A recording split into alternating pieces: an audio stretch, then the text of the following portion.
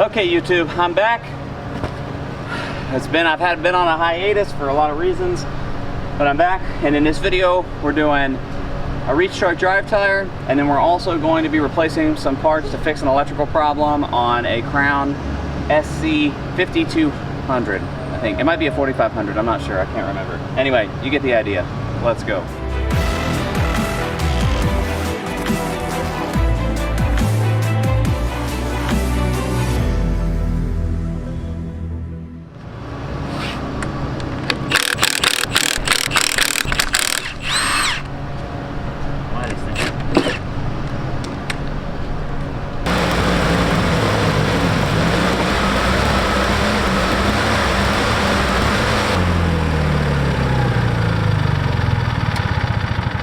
Okay, so one of the keys to this job is, just like a lot of other Crowns, you got to get the tire up high enough, and this is probably high enough to get it on there, but I'm going to go up just a little higher to make my life easier. So the goal here is, you see this little lip right here, this little hub, there is a corresponding one on the back side of this tire. Now what most people try to do is they think that they've gotten it. They think they get it here onto this outside part. They think they've gotten it on, but they haven't got the tire quite on, so they never get the holes to line up. And I know this sounds simple and dumb, but I've seen people fight tires for way too long. So you get it on there, and see, it's still not on there. There we go. And you have to kind of hold some force against it, because it will fall off. But then you can just put the fasteners on, and all you need is just one.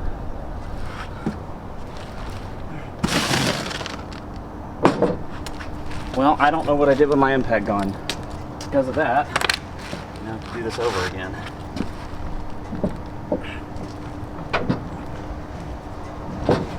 There we go.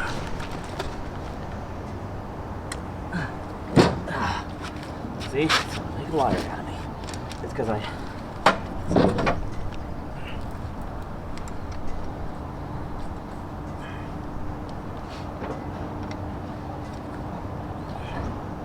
and you really got to use some force to keep it on. All right.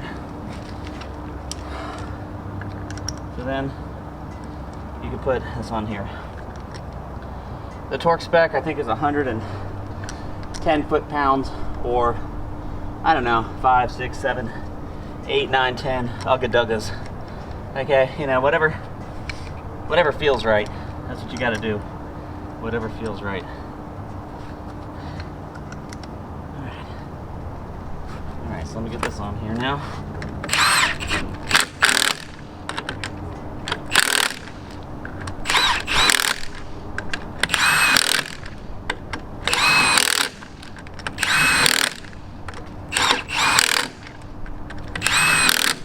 I can hear it. It's about 7 ugga-duggas. Okay, so that's it on that. Let's go get the other truck. Okay, so I got the next truck outside, and this truck is an SC5200, and the issue is it's throwing about 4 different codes that are somewhat unrelated to each other, but the main thing about all 4 of the codes is they all have something to do with the truck losing power, whether it's the Access 3, whether it's the Access 1, whether it doesn't matter, but the truck is sensing that there is voltage loss. And some of the codes are about, you know, check the fuses because they could be blown, that type of stuff.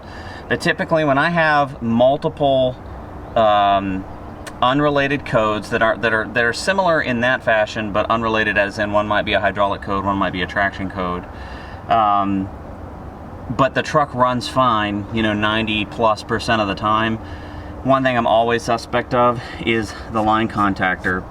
And for some reason, you know, these contactors, I don't know if they develop like a film or just the way that they work. I mean, if I actually I'll show you these tips when I get them apart. They don't look bad, but they can cause issues when they hit a bump, or just something happens just right and there's an instant 3, 4, 5 volt drop, and the truck picks that up. But the thing is, you're never going to be able to pick that up with a meter or whatever, and this is in kind of a difficult spot to try to measure it while driving. So typically the tip kits are pretty cheap, and so what I'm gonna do is, since I've kind of handled this issue before, I'm gonna just change the tips of this contactor out, because again, the truck works fine 90% of the time, so none of the fuses are blown, because if it was a blown fuse, it would just be down. And it's very intermittent. Mostly when it's really hot in the warehouse, they've been running the truck for a long time and they're going over dock plates in and out of the truck. That's when this problem seems to show up the most. And since this is kind of the common denominator between all of the stuff in the codes, I am going to change the tips. So let's get this rolling. One thing I'm doing first too is I'm going to go ahead and I'm going to discharge any capacitance voltage that is in this truck. I've got the battery unplugged. I'm going to hold this for, you know, like 8 to 10 seconds in the start position. And that will discharge any capacitors. Discharge any capacitors in the modules and stuff. I don't want any surprises. Alright, should be good. Let's see if I can actually get this in here. You know what? Sometimes a good old-fashioned ratchet is just the way to go. Or a wrench, geez.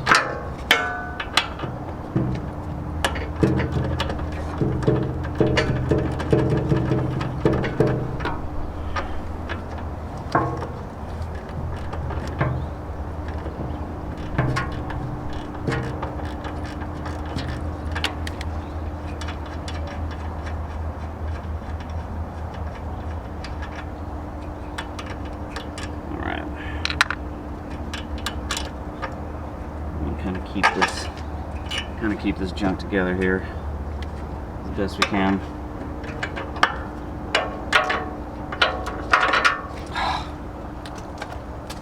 I don't know how these engineers make it just perfect to where it seems like there's enough room to do something, but there just is not. Like there's just enough room to get this in here, but to get a ratchet in there, but then you try to get a ratchet in there and you can't. And it's just I guess if I had a swivel head ratchet. Alright, so then I'm going to loosen that up.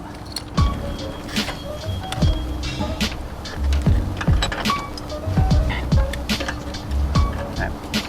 Oh, geez. Alright, so now I got the line contactor out.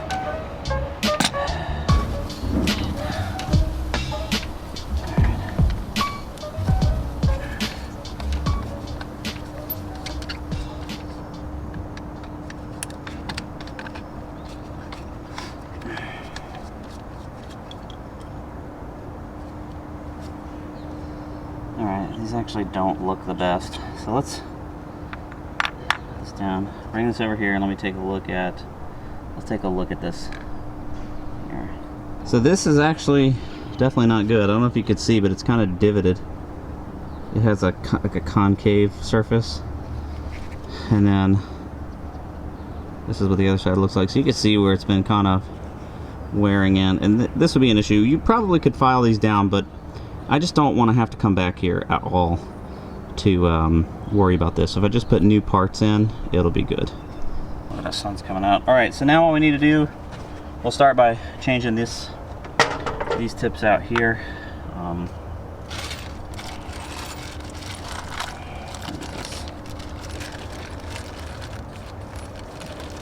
So let me show you so I don't know if you can see the difference here between these, but believe it or not, that is enough to cause a problem right there. So by changing this out to something new, I just don't have to worry about it.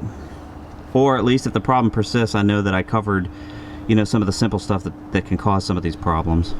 Okay, so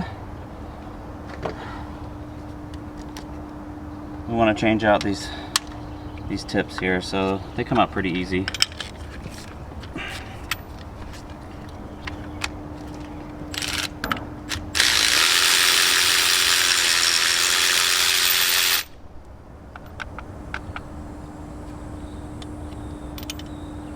All right.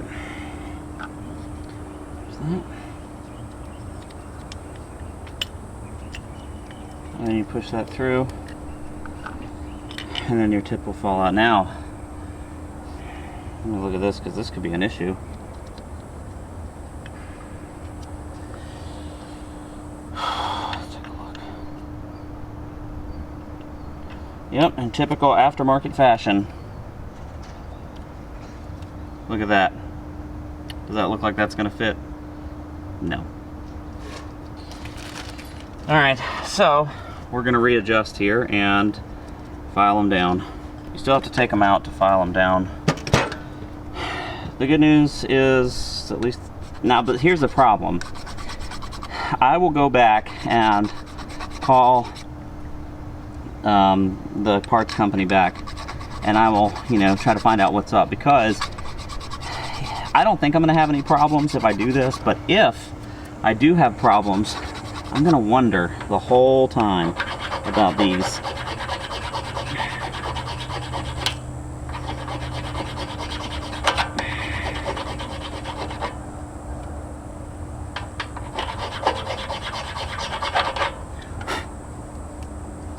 Okay, so that's one. It happens to us all, boys. You're gonna get the wrong parts from time to time. You're also gonna get parts that are bad right out of the box. From the manufacturers too. I mean, they're not, immune to these problems. So you just try to, if you can adjust. That looks pretty good.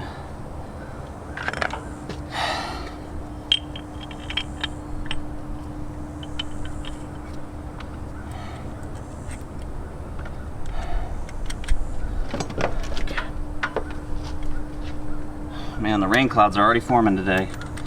Early.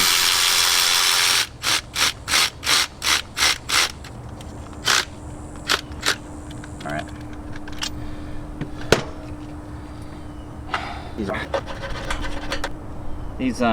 These files from Snap-on are actually pretty good. They're pretty sharp.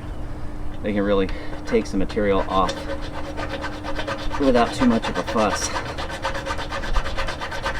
All right, so now I've got to put that back in where it goes. Alright. So then this goes like that.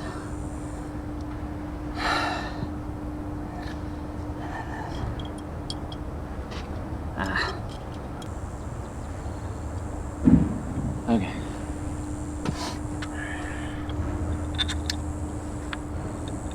And what I'll do is I'll just let the customer know what happened with the parts, that they were not right. I've even had some where they have the right part number on the bag, but the part's wrong, because at the parts place they'll mix stuff up and just put the wrong thing, because hey, a tip kit is a tip kit, right? Okay, so then I'm going to check and make sure there's no binding, that it's free, and this is fine. So now we will put this back in.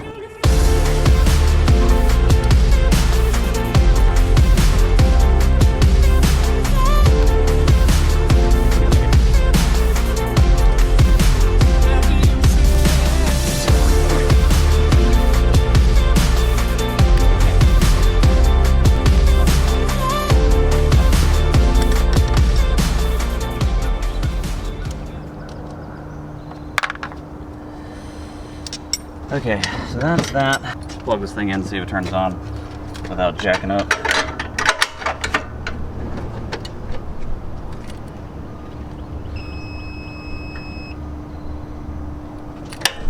There it goes. Alright, perfect. Did not code out. Kind of bummed about that kit. Alright, so that is that. We had to make a little bit of an adjustment because the parts came in wrong. I actually looked in the manual, and the correct part number for the line contactor is on that bag, but the contact tip kit is not correct. So there had to have been some type of a mix-up at the parts place, but it doesn't matter, because I think by filing those tips down, it's going to be okay. And hopefully, I'll check back with the customer in about a week, see if their intermittent issues have gone away. And if they have, I know that that's definitely the issue, and I can either choose to order a kit at that time.